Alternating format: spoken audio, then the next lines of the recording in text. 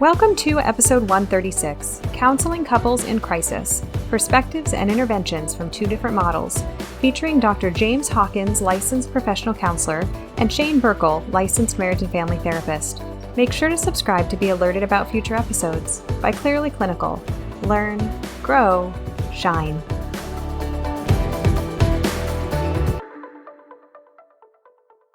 Hello to our listeners. Today we are having what I think is a very exciting panel conversation with two clinicians that are both expert couples therapists, but with very different models that they use. I would like to introduce you to Dr. James Hawkins and also Shane Birkel, licensed marriage and family therapist. Dr. James Hawkins, he is a licensed professional counselor, and he's joining us from Northwest Arkansas, who is an expert in relational life therapy. And then I also have Shane Birkel here, who's a licensed marriage and family therapist, who is an expert in relational therapy.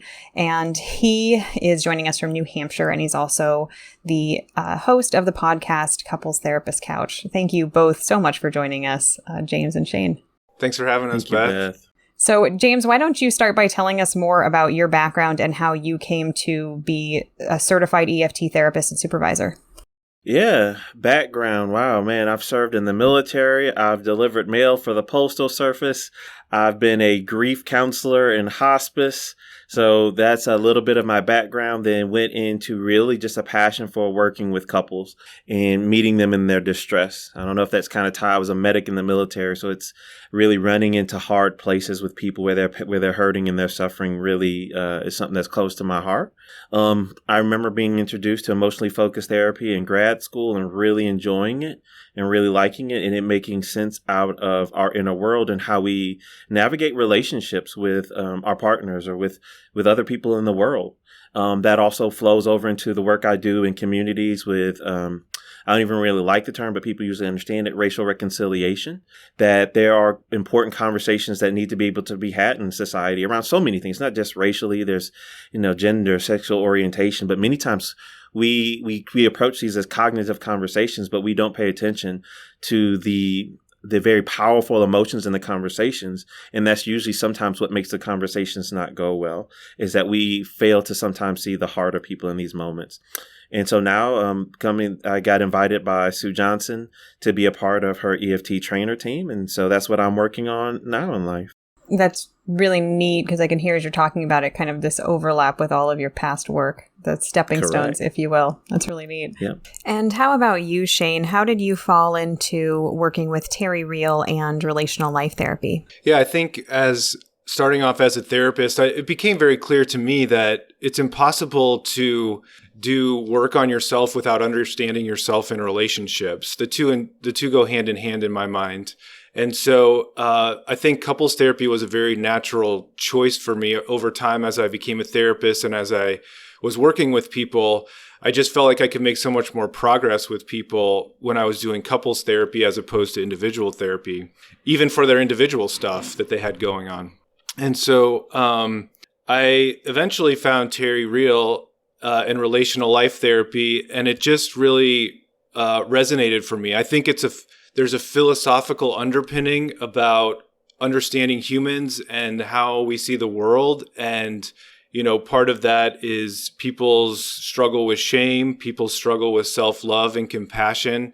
And so I think that it just made a lot of sense to me. And so I've been training with Terry Real for quite a few years now. I'm a certified Terry Real therapist, and I'm really excited. He just asked me to be the teacher's assistant for the next level 1 training that he's doing coming up here, which will be really exciting as well.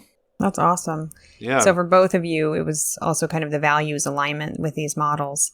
For today, we're going to be talking about working with couples in the early stage of treatment that are coming in distress. And let's be honest, most of the time when we work with couples in the early stage of treatment, they're coming in because something is really hurting them. So chances are they are in major emotional distress.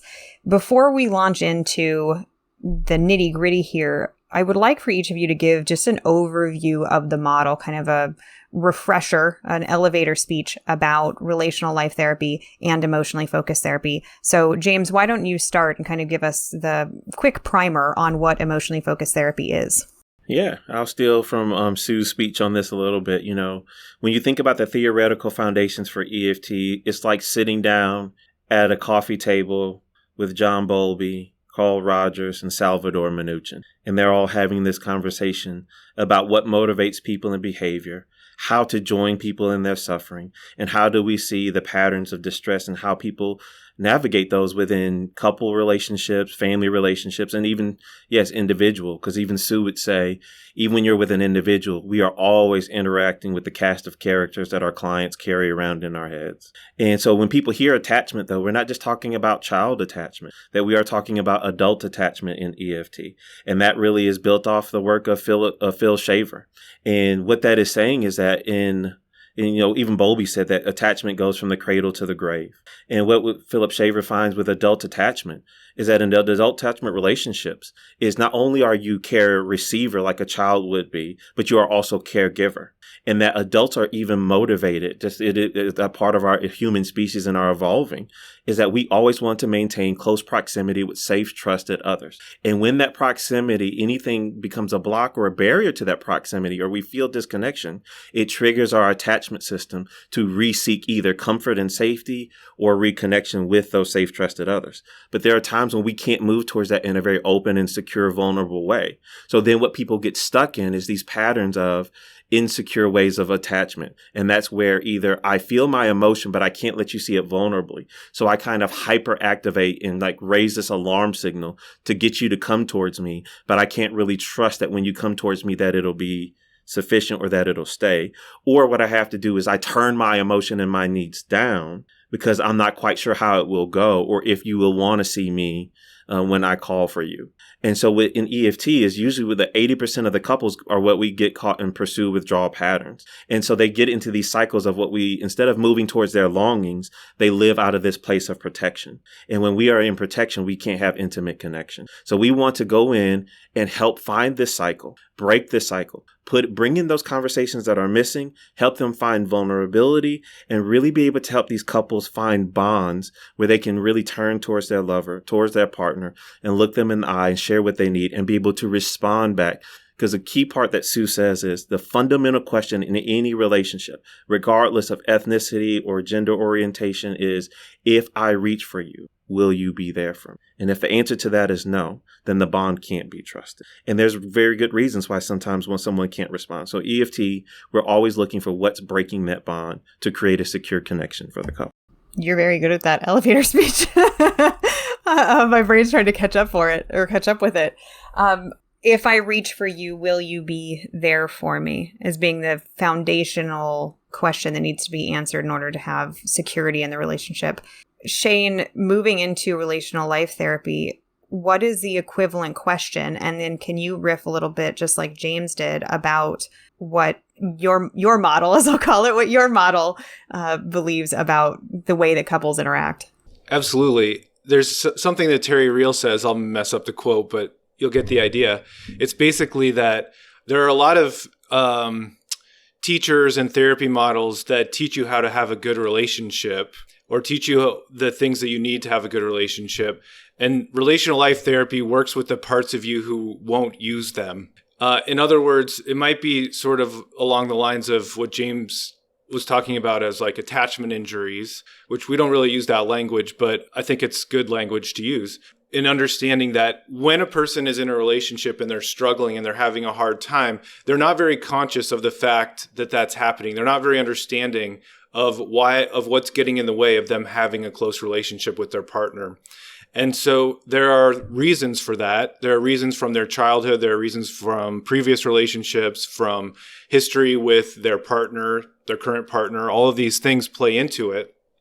And it creates these patterns that James was referring to as well. And so one of we call it the stance, dance. We want to find partner A's stance, partner B's stance, and the dance that it creates between the two of them.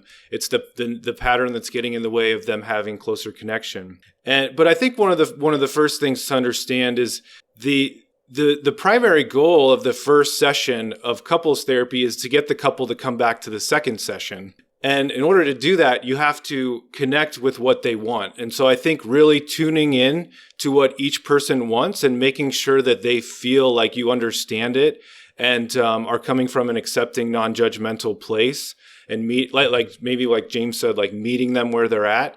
That, and then sort of giving, like, I think one of the most important things at the beginning is giving them an indication that I see you, I get where you're coming from, I understand you, because that's going to give them the hope that they need to do this very difficult work going forward. And I think a big part of relational life therapy is the shame and grandiosity.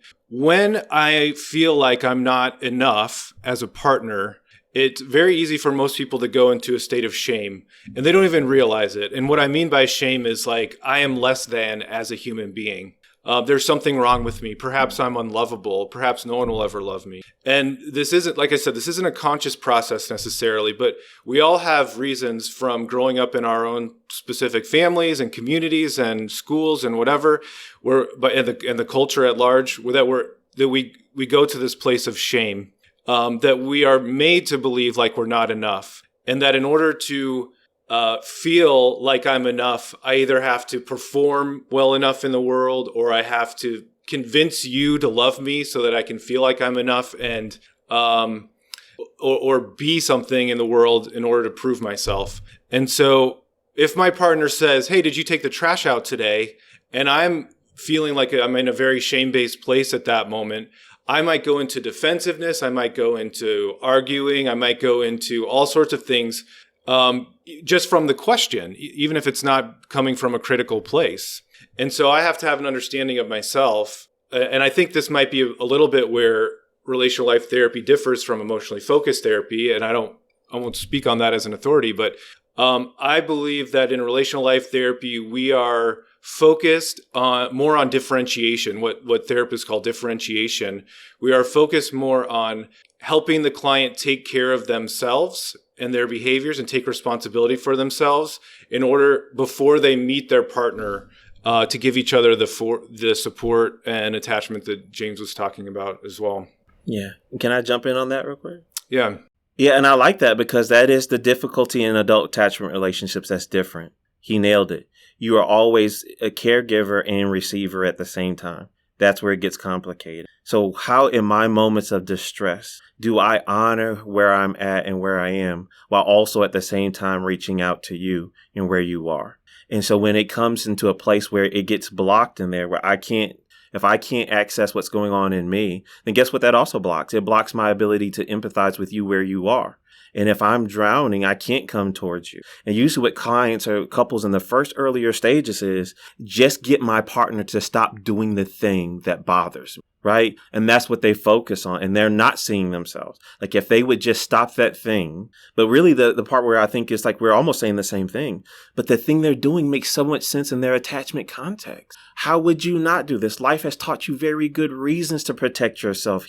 No wonder the shame comes up. It makes so much good sense to me. But then when you're in that shame and you shut down and you withdraw, and your partner's reaching for you, withdrawal is your way to find a little proximity and safety. But when you go for your safety, though, what happens for your partner? They feel alone, because over there, they're needing you. And so both of you end up feeling stuck. And neither one of you are wrong for the things you're wanting. But we just can't, but we just get stuck in that place. All we want the other person to do is stop what you're doing and do what I need you to do. And that just sucks for the both of you. And the cycle just whips you both and beats you down. Man, that sucks. And that usually can be, not saying it changes it right away, but when they see that you see both of them and the good reasons why they do what they do in the context of their life story and all the social factors that make up who they are as a person and their historical relationship history, then all of a sudden, then it's like, hey, it's not that either of you are the bad guy. It just leaves you both whipped and it sucks. And you both need each other. Wow. What is it like for you two in that place? And sometimes couples like, I never understood it that way. I always thought I was the enemy or my partner was the enemy. I didn't know that you were hurting and needing me. I thought I was the bad guy. Or I never thought that you really cared about me. I thought when you shut down and went away is because I'm too much. I'm too needy and I'm scared I'm going to lose you. So I love what Shane is saying there. Yeah. And I really love what you're saying. What you're describing as your stance as a therapist is giving them the opposite of shame, a shame-based message. You are full of acceptance, full of compassion. Of course you do this. Of course you feel this. Anybody in your situation would feel like this. Well, so if we're talking about the first session, one of the most important things is for me is to differentiate between those emotions and the behaviors that are happening in the room. And so what we're talking about is the validation of emotions. I can even validate the behavior. Of course, that's the only way you've learned how to do this. James, the other thing I was thinking is I love the externalization of the problem, right? Because couples that come in feeling like they're fighting against each other, and when we can externalize the pattern, we can help them feel like a team working on this together, and they get stuck in this pattern that happens. Couples get confused about the emotions and the behaviors. They think I am justified to do this because, if that guy cuts me off in traffic, I feel a whoosh of emotion, and of course I'm going to yell that he's a jerk. But there's a difference there. This is something that's really important for people to learn as human beings. There's a difference between the emotions that come up and the behavior that happens next. And I think that's one of the first things that's going to happen in one of the first sessions in couples therapy with me is that I am going to, people come in talking about the issues are finances or parenting or sex or whatever they think the problem is, whatever the topic at hand is.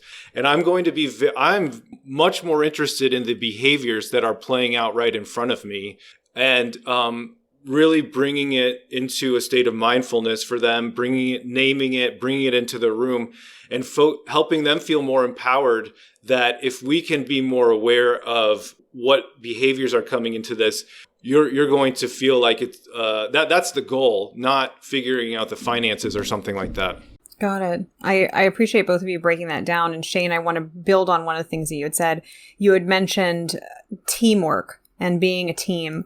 Will you both speak a bit about how relational life therapy and emotionally focused therapy see the role of the clinician? So over time, if we're looking at strategic therapy, for example, and the therapist is basically used as weight in the room to unsettle and then reorganize a family system, how do your respective models view your role? Is it psychoeducational? Do you become metaphorically part of the couple? How do you see yourself in relation to those people? I think that in relational life therapy, we very much see the therapist as a fellow traveler. I'm just a human being who deals with my own relationship struggles as well. And just a quick plug, I believe self as a therapist work is incredibly important for therapists, if not the most important thing, that I can only be present with couples to the extent that I've done my own emotional work for myself. That being said, I think that there's a little bit of coaching. I think in relational life therapy, I don't think a lot of people have grown up in families where they've learned how to be in relationship in a healthy way. So I am at some point going to be coaching them. But I also see that I think that detachment from outcome is almost like a spiritual principle for me as a relational life therapist, that I can help couples the most if I'm not getting sucked into the emotional pattern myself. So I am modeling differentiation as I'm working with the couples. I'm breathing, I'm staying present, and I am, but I'm also joining through the truth. I'm also not holding back. Whatever it is, I think therapists often tiptoe around people's emotions for good reason sometimes. But what I mean by that is when there are these difficult behaviors coming into the room, a lot of therapists have this perspective that I'm going to spend the next 3 months building rapport, and then I'll be able to tell them, about the difficult behavior that's coming up here. And I'm going to be likely to bring that up in the first or second session where it's like, this is what is ruining your relationship. And would you like some help on changing that? And you can do that in a very loving, compassionate way. But that's part of the role or the stance of a therapist in RLT. Yeah. Thank you. And how about for EFT, James? Yeah, the role of the therapist in EFT is one of my friends and mentors, Catherine Ream.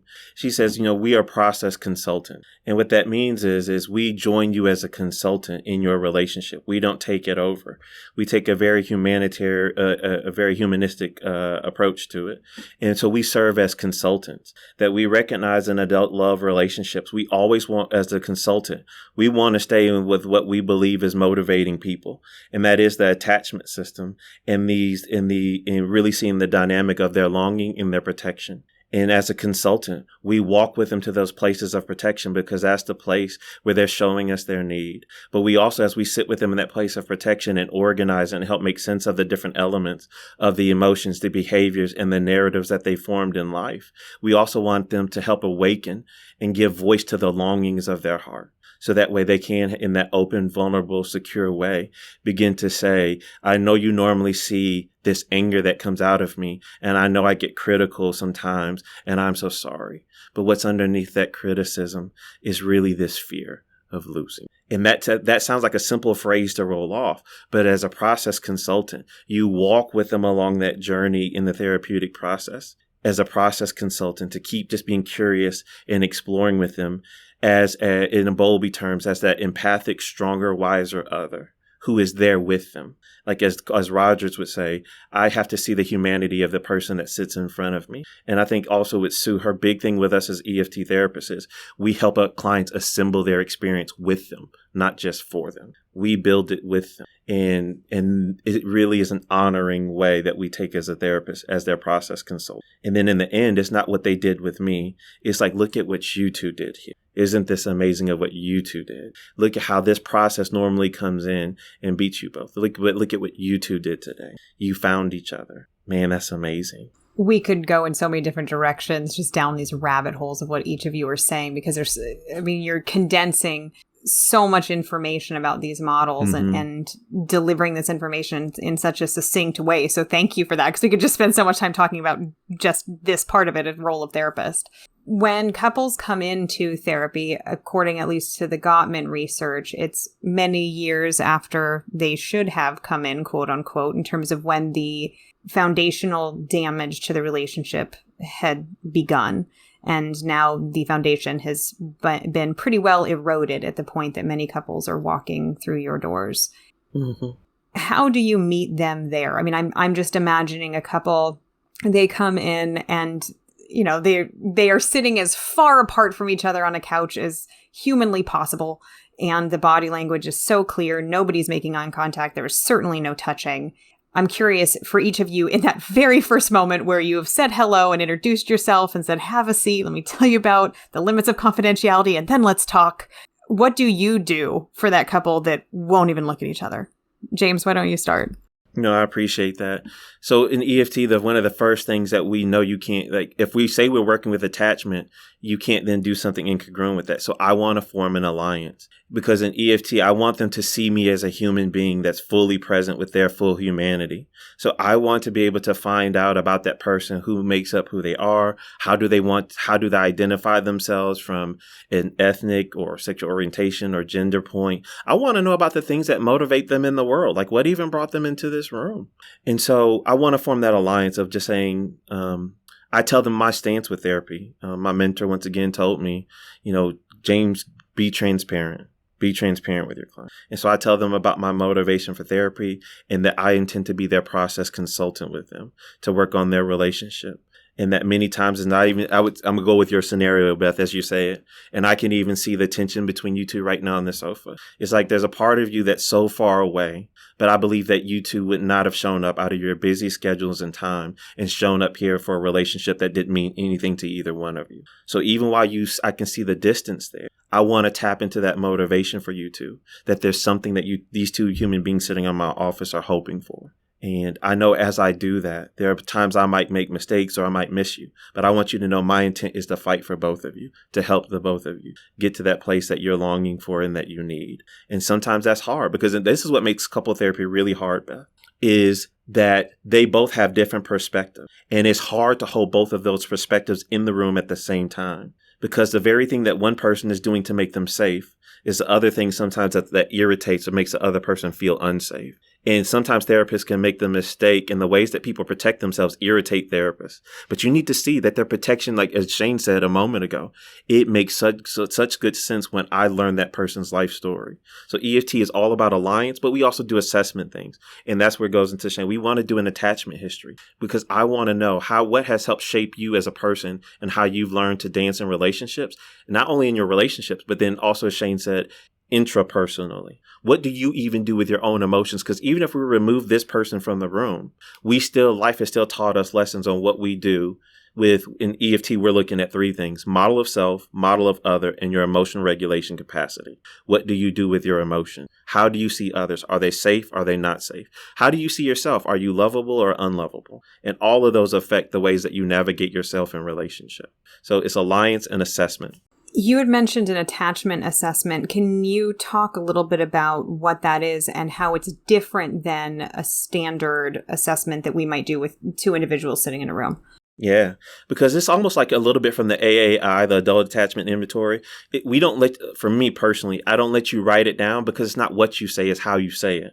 And so for just some basic ways of an EFT attachment history would be things like, we're going to look at your family of origin in the directly expressed or unexpressed rules that they have around emotion. Is it okay for you to share?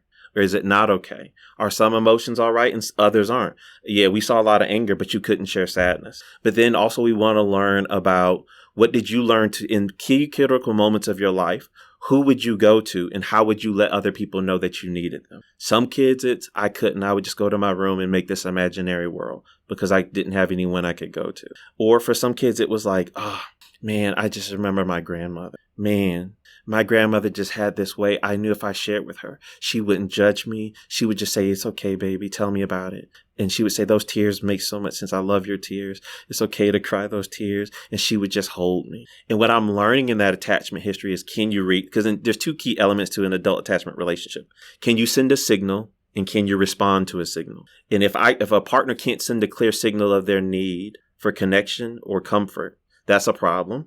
And then also, if you can't respond to your partner's signal, then that's going to be a problem because that's going to break down the adult attachment system. So I want to learn, can they send signals? Can they respond to signals, even within themselves? Got it. Thank you. And can you restate again, what were those three elements? Model of self, model of other, and emotional regulation capacity. So what do you do with your emotion? Because we all have them as mammals. Yeah.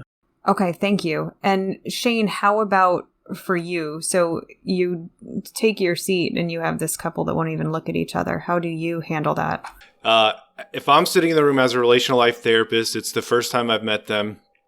I wouldn't. So, and here's where I will, James, correct me if I'm not saying this right, but I feel like James is making an assumption, or EFT is making an assumption that they want the relationship to work.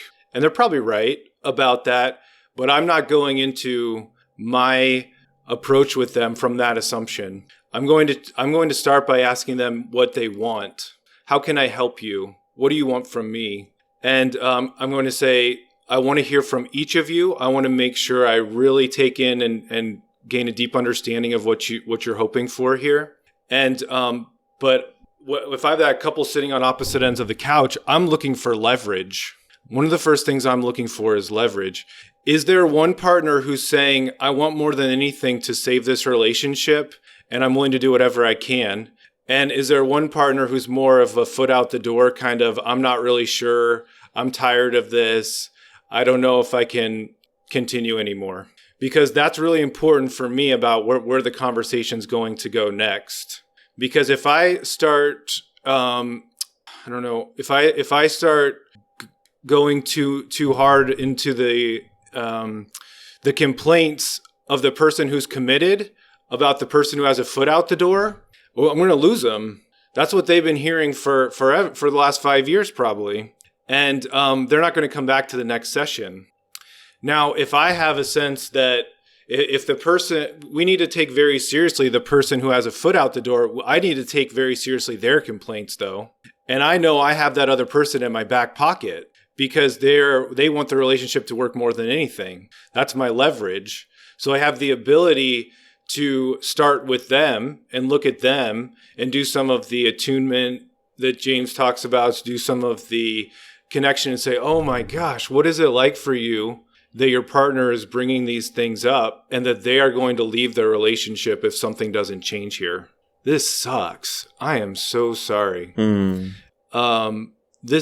You've worked so hard. You've raised kids. You've finally got to this point in your life.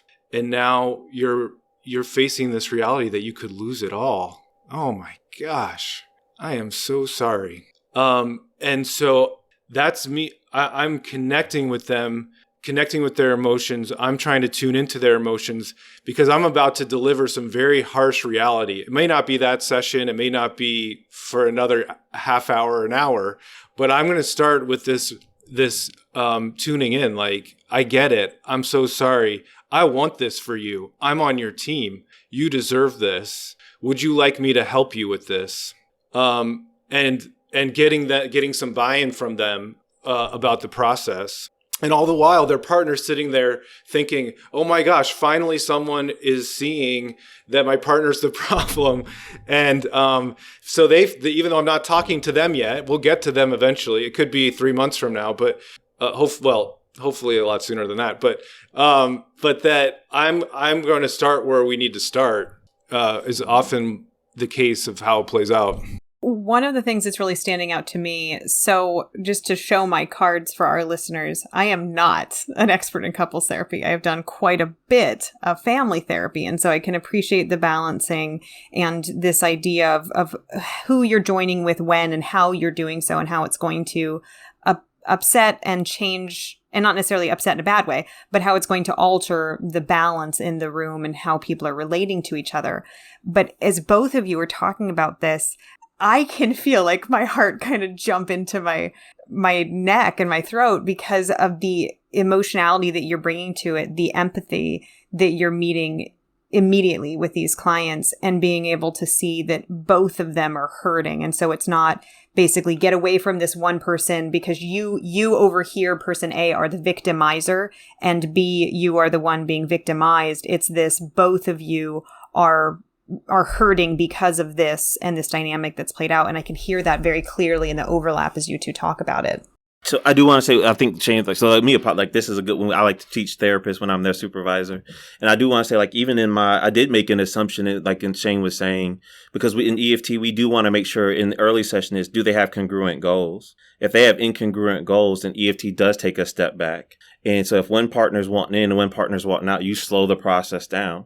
For good reasons for both parties. The person who wants in, I don't want them pleading and pouring their heart out for a person that might be on their way out. That wouldn't be fair to them. Nor do I want to put the person who's 1 foot out, who has probably good reasons. I don't want them to feel like I keep putting them in the seat of being the bad guy and having to reiterate a message that feels like it's stabbing their partner over and over. But also, too, I think Shane and I would both say we're all, the victimizer part. EFT, there's a couple in the very basic way, in the first earlier sessions, we have to align that there is enough safety in the room to take vulnerable risk later. So in that place, we do want to make sure that it's emotionally and physically safe for couples in the earlier part.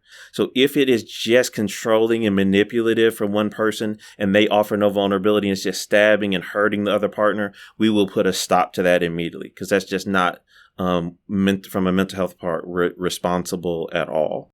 So I was actually going to ask that question next of how do you handle those situations? Because one of my observations in my own work as a family therapist, there's part of me that wants to see the dynamic because it's helping me with assessment and understanding what's happening. And then there's that invisible line that gets crossed where it goes from assessment to basically co-signing or observing active abuse, and that it's so overt.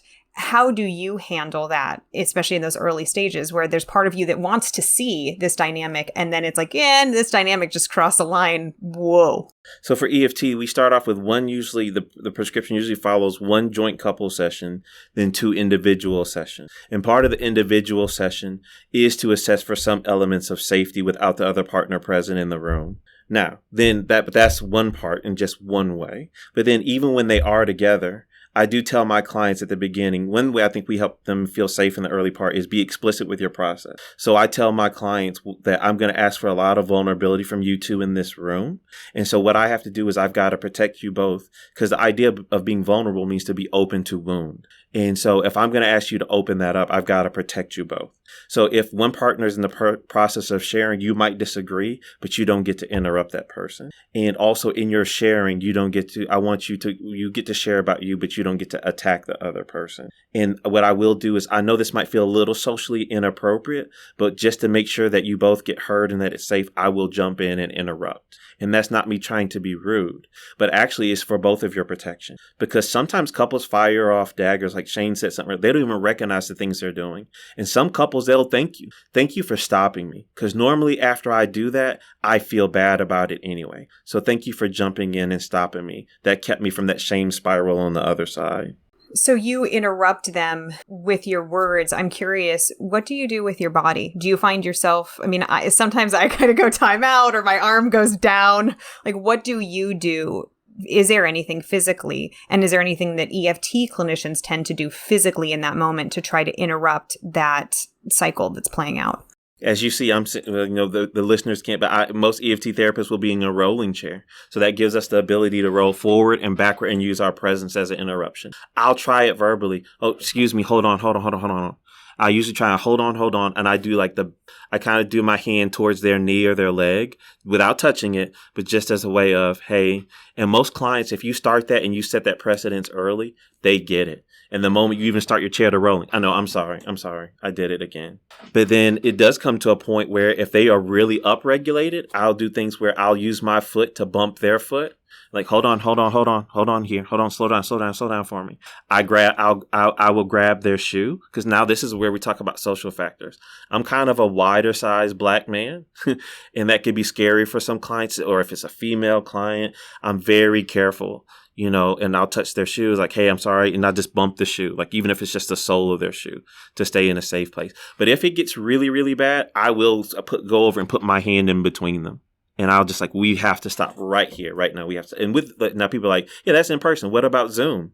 I will do things like I'll move my hand toward the back of my hand, kind of like, hold on. Slow down. In front of the camera. Yeah, but I don't even do this part, because that can feel like, for some clients, they've gotten that hand in the face during an argument. So that's why I kind of wait, hold on a second. And I do something, or I'll just whoa. I'll throw my hands up like that. People can't see what I'm doing. I just kind of put my hands out to the side of my head, shaking it towards the camera, but not in a fist or open hand, like a smacking motion. Trying not to do that as much, just to get their attention back to me. I was I need you to talk to me and not across to each other right now. And that's where I'm taking the stronger, wiser, other stance. Talk through me right now. As Shane would say, I'm the one that's kind of grounded and regulated here. Got it. Thank you. I'm glad we landed there in you explaining physically how you hold yourself in the room. Shane, for you, when you're watching a couple that's going through this. Some of the same things James said. I don't touch their shoe. I don't do something like that. But lifting the hand up. Now you're making me think, James. Maybe I should be more considerate about how I put the hand up. Turn your hand around. So for our listeners, what Shane is doing, and we can see each other on video, but so James was very intentionally turning his hand around and showing the back of his hand, not the front of his hand. So it wasn't like a slap or I'm covering up the camera. It was more nuanced than that. Yeah, and I really love that kind of stuff, to be considerate about that, to be thoughtful about people's experiences. But I don't know what you found, but when I set up the rules, and I set up the rules with them, I usually couples will be saying, well, he's always doing this. And then the other person will say, well, he's always doing this. And it's like they're going back and forth. And I'll say something like, well, can we make an agreement that that's not something that's helpful to their relationship? Or I'll say, that's great. That's great. Sounds like you both agree that those kinds of behaviors aren't helpful.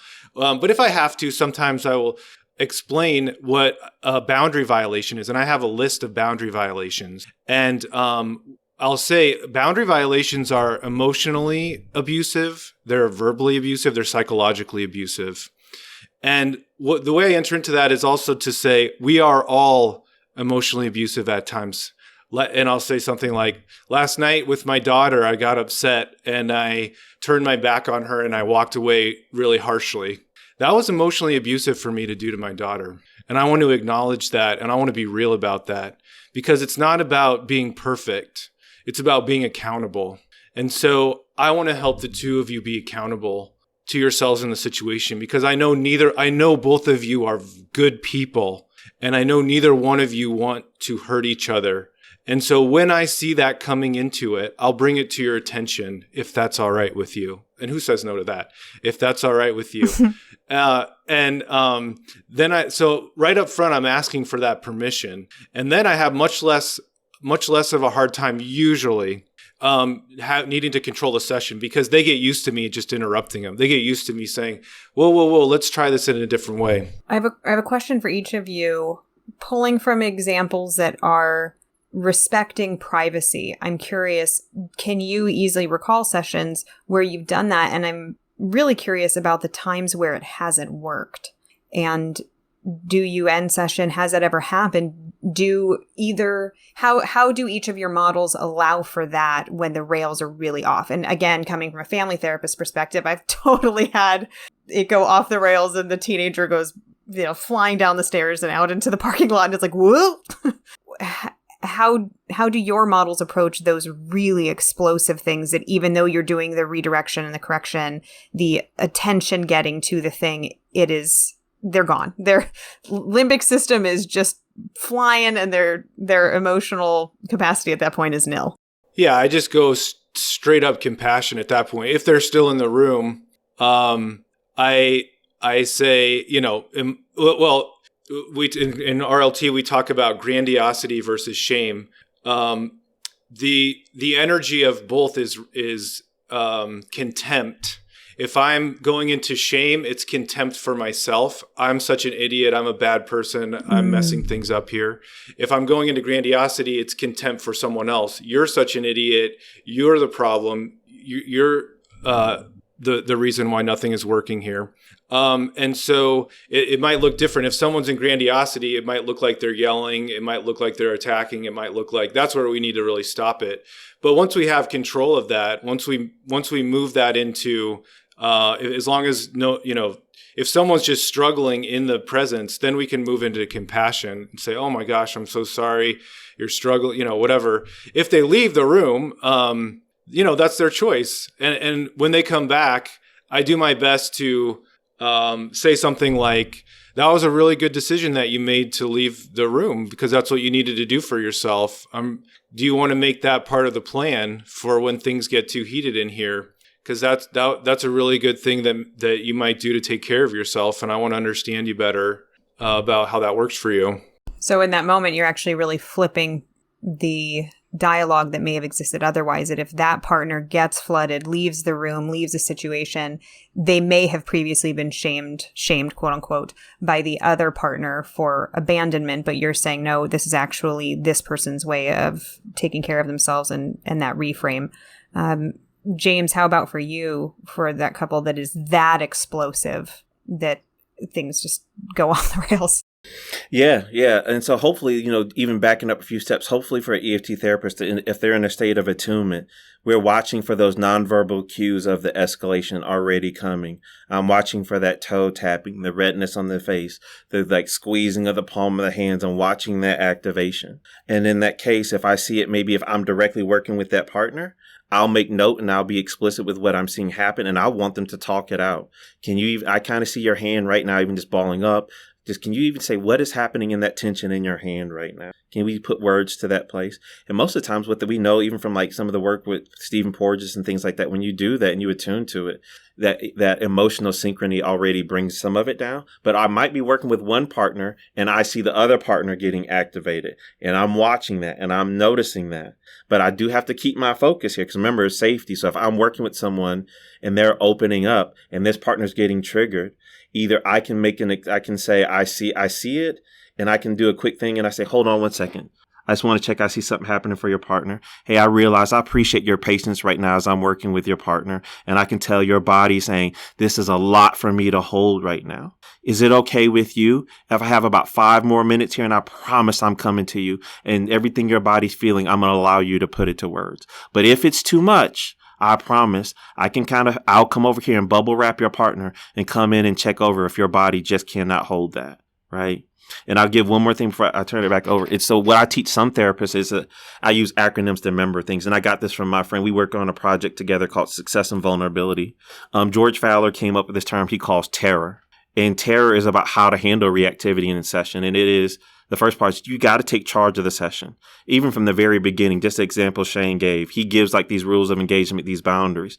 It's good to set that. That's safety. That's safety. That's what a good parent does for their child. There are boundaries and the kid's like, oh, great. Mom knows where the boundaries are. Everything's good, right? So be explicit, but then also explicitly explain your process to your clients. Let your clients know kind of what you're doing as you go through the therapy process. Hey, I'm kind of interested. I want to spend a few minutes over here, understand what's happening for your client. Then I promise I'm going to come over there and your intentions. But then if you're trying to do that and they interrupt, you restrain the interruption. You have to, because if one person's opening up and sharing and someone can interrupt and stop them, it's probably going to be a reproduction of the same cycle they get stuck in at home. And so they're like, why should I open up if the same thing happens here in therapy? And then what we say, the next R in that is regulate the emotion by matching the affect. So if somebody gets upset, don't be like, oh no, it's okay. Yeah, this is so. No, don't do that. If somebody's upset, like I was just working with a supervisee and the wife was up there, and it was great words that she was using. It's like other relationships matter more to him than to me. It's like he doesn't even know me. And the supervisor was doing her best. She's like, she didn't want to bring her back down. Like, yes, this is so sad. No, I said, you can't do that. Her body sending a signal that something's not okay. Make sure her body sees that you know that you got it. And so it might sound something like this. Whoo, partner A, I appreciate it. It's like you're not even important. It's like you don't know if your husband even knows you. And this is so hard for you. And your energy wants me to see that you don't want to get lost here.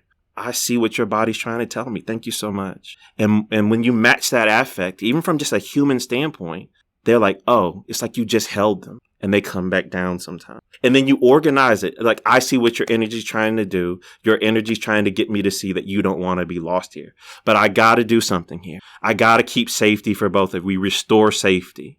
I want to stay here. Your husband's opening up something so important, but I know that you want to be heard, but I got to finish up with him. Then I promise I'm going to come back to you. And what that does is that's a therapeutic moment in and of itself. And that we don't just contain reactivity. We use it as a part of the therapeutic process as well. What you're doing there, James, is you're intentional about why you're doing what you're doing. I think there are a lot of therapists who try to tell someone not to be angry to soothe their own anxiety as a therapist. And so what you're doing is you are showing a willingness to give them the acceptance that what you're feeling is valid, what you're experiencing makes sense in this moment. And you can only do that if you've done your own work as a human being. That's what I think I love about our similarities here is like both therapy models are saying, boldly go to where the distress is. Don't go the opposite way. Your clients are reacting for a reason. They need you to go show up there with them, not remain at a distance from it.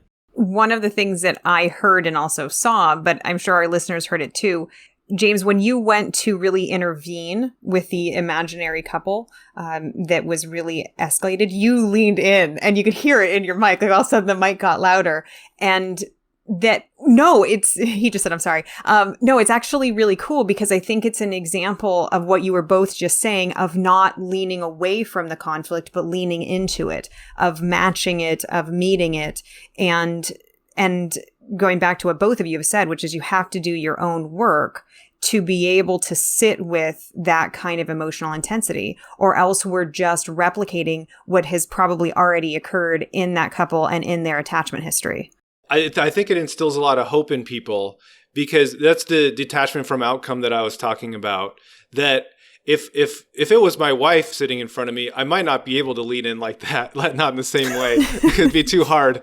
But if I'm somebody who is helping this couple with their relationship, and I can lean in, and I have that confidence, and I have that ability to say, I'm here with you, I'm comfortable with what you're bringing, it's going to give them a lot of hope about my ability to help them. And so the way I look at it is it's called the challenge response. So here's my vulnerability real quick.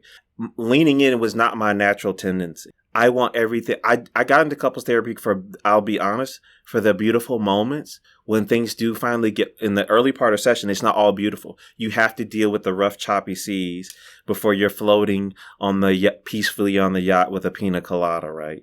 I'll admit, I got into this because I wanted those on the yacht pina colada moments with couples where it's like, whoa, I'm so sorry. I've missed you my whole life. I want to be there for you. I've always needed you. That's what I want. But my other tendency is I would be that therapist. So that self of the therapist, I recognize that movement in me by watching my tapes, watching my sessions, getting feedback. And I recognize that I actually have to lean in. So that challenge response, like the idea behind first responders and firefighters and military personnel is that running towards danger is not the natural thing that helped us to get to where we are as human beings. What helped us survive is going away from danger. But what we find with first responders is what makes a firefighter go into a fire. Even though they know the risk and the danger, part of it is their training and preparation, but also what is they see the opportunity and the challenge. And what they know is there's human life that can be saved. And so it's the same thing with couple therapists. It feels like a paradox, but it's like actually going towards the reactivity actually helps calm our client. Going into the reactivity, meeting it and matching it and making sense of it and organizing it actually calms it. When you back away from it, the person's reacting because the reactivity is saying there's something here that's not being heard or being seen. Right. So if I move away from it, I'm giving the opposite of what the reactivity is trying to get, which is to get a response. And so I wanted to embrace the challenge of it. So I had to teach myself that was some of my self of the therapist work. And now I didn't even realize it's so natural, even when I'm role playing, that when I feel the anger come up, it's lean in towards the anger, because I tell myself their anger is trying to say something beautiful, only if somebody will listen. Shane, you're nodding. What's your reaction to what James just said? Yeah, no, I thought that was good. I don't want to add anything else. I thought that was really good. Now, I do want to go to it because Shane did say something earlier. The behavior, though, might not be the best thing to get what their anger is needing. So but when you get angry and you shout and you say these things at your partner, what happened? They go away. But what you're really looking for, the anger is what? I just want him to know that our relationship is really important to me and I don't want to be lost. Do you tell him that at home in these conversations? No. And this is where EFT I don't know, but it is experiential. Well, how about right here, right now? Could you turn towards your husband and say, I know when I get angry, I shout and I say these things that hurt you. But what's going on in that anger is, I just love you so much and I don't want to be lost. Could you share that with him? Because now that's supplying the missing conversation that they normally don't have. That's what in EFT, we're always working towards what we call, I like how Sue says it, these titrated experiences of titrated amounts of corrective emotional experiences. Yeah, absolutely. One of the things that I've always appreciated about EFT is that it's like there are those two levels of work, and you're talking about that leaning into that level that we typically run away from, and not just we as therapists, but human beings. We tend to be relatively conflict avoidant because conflict could mean lack of safety. So I appreciate that both models, what you're saying, are going to that and then trying to pull out the elements of wisdom and beauty that exist to illuminate them for the other person. So it's not, oh, he's just attacking you, partner A, and then partner B says, well, that's just what he does. But it's also understanding, well, here's where that attack is coming from so that partner B has more information and frame of reference to soothe their partner and hear that message. We could have a whole nother conversation about this, and we could keep going for a very long time. I'm looking at the clock and aware of the time with this. In this interview, we've talked about not only how EFT and RLT see these initial sessions, but also kind of what you're assessing for, and then some of these really foundational interventions and how you're using your words to line up with a model, and also even using your body to interrupt the cycles that are happening with couples. Before we wrap up, what are some other pieces that through the lens of your model, you're thinking, and this thing, don't forget about this? Shane, is there anything for you that comes to mind? That's a good question. Yeah, because we're just scratching the surface here, I think. One of the things that I will add, in RLT, we try. It's not always possible, but we do a lot of family of origin work. A lot of Terry Real's work, relational life therapy, is based on the work of PM Melody, which is about healing our core issues. We do a lot of inner child work when possible. So we do a lot of deep sort of trauma, inner child work with one partner in the presence of the other. And so that becomes part of the story. That very much becomes, like part of what we can go to when James was just talking about, if you see an angry presentation and you want to bring up the fact that that's not working for their partner, to validate, to meet that and say, of course you're getting angry. Of course you're yelling. That's all you saw growing up in your family. That's what you experienced day in and day out. Like once you know that story, once you have that piece of it, adding that level to it because it's so validating for them. And then to bring in the next piece, which is the behavior change, which is, and what's it like for you to realize how much that isn't working for your partner, how much this is creating exactly what you don't want in the relationship. And can we talk about making a plan to do this in a different way? How can you express what you need to express that's going on for you in a way that does work for your partner? So it's very much, I think, the more that I talk to James and other people in EFT, the more I see so many similarities, so many more similarities than differences, really. And so it's always exciting to have these conversations. And thank you, James, for sitting and talking about this. It's just, I'm really grateful for the opportunity. James, how about for you? Like, what are those last pieces where you're like, oh, and you have a couple that's highly in distress. Don't forget this piece. I think, and it is the missing piece that happens in a lot in our society. And that is the validation of their longings and their protection. And that say, you know what, that part of you, that longing, that need, that feeling, it makes so much sense because in an attachment frame, that's your desire for comfort and for connection and to know where you stand with the person you love. But also when you don't know if you can trust that or it hasn't gone well, the way in which you protect yourself, the attachment function of that, it makes so much sense. You shut down and avoid as a way of getting some distance to let things die down so it's not so heated, so your relationship doesn't blow up. But when you go away, people think that you don't care. But when it's really the opposite of the truth, you really do care a lot. Or it sounds like you're blaming and you're critical, but that's just because it's so hard to let people see your vulnerability and your weakness because at times you've been criticized for having these needs and you've been told you've too much. So blaming and criticism is just a little bit of a safer way to hopefully poke your partner in a way that might make them change and that you be connected with. And so that validation is so big because when couples are in distress, it's so hard to validate those moments.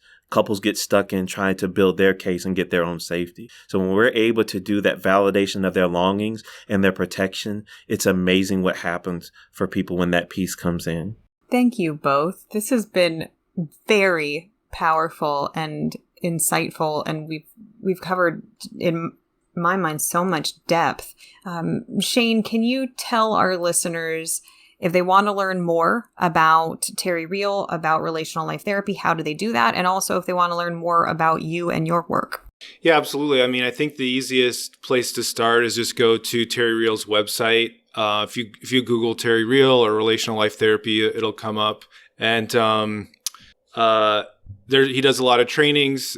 He's written several books that, I would highly recommend people listen to the audio program called Fierce Intimacy. I think that's a really good place to start just as a foundation for understanding relational life therapy. And if you want to find out more about me, you can go to couplestherapistcouch.com. And I have a podcast called The Couples Therapist Couch, which is all about the practice of couples therapy. So if you want to learn more, I've interviewed a lot of different types of therapists about different aspects of couples therapy. And I think that's how you can find me. Wonderful. And how about you, James?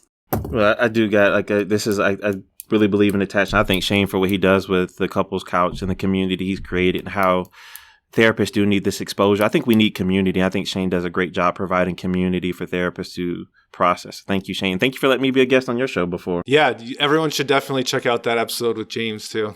Thank you. Thank you for mentioning that. So again, Couples Yeah. Therapist Couch. Shane Birkel is a host, and he interviews just a host of particularly couples therapists, but therapists in general about their work. And I think it is a real service to the community. So thank you to both of you for being involved in that. So I would say, like, for on this side, of course, you can go to ICEF.com to learn more about EFT, different EFT trainings, different EFT materials. One of Sue's foundational books is Hold Me Tight, which is like a lay version of EFT. And I even got to participate with Sue. She wanted to update the curriculum for the online version of the Hold Me Tight program. And so I actually interview a real live couple that goes through some what we call these bonding conversations. So if you want to do the online Hold Me Tight with Sue Johnson. I also work on a project called Success and Vulnerability. You can find us at successandvulnerability.com. And that's me and a couple other trainers and EFT therapists who are really breaking down the micro moves of EFT to help clinicians learn some of those parts that are really hard to install in couples therapy. I also do a podcast with my partner in my practice, Ryan Reyna, and it's called The Leading Edge in Emotionally Focused Couples Therapy. Or if you would like supervision with me or whatever, a speaking engagement, you can find me on Instagram and Facebook at DocHawkLPC. Wonderful. Thank you both. This has been such a powerful conversation. I certainly hope we can do part 2 of this because I think there's just so much here to talk about. And you offer both such clarity in your work and your passion for working with couples and your particular models. But also, I think there was so much here that was relevant to any therapist, regardless of whether they're working with couples. Just so many pieces of information that I think were really valuable. So thank you both. We're really grateful for your time. Thanks, Beth. Thanks again, James. Thank you, Beth. Thank you, Shane. You've just finished listening to another exclusive Continuing Ed podcast by Clearly Clinical. If you like what you just heard and you need Continuing Ed credits, please visit us at clearlyclinical.com to check out our 1-year membership, where you'll have access to our growing library of Continuing Ed podcast courses. Clearly Clinical, where our goal is to help you learn, grow, and shine.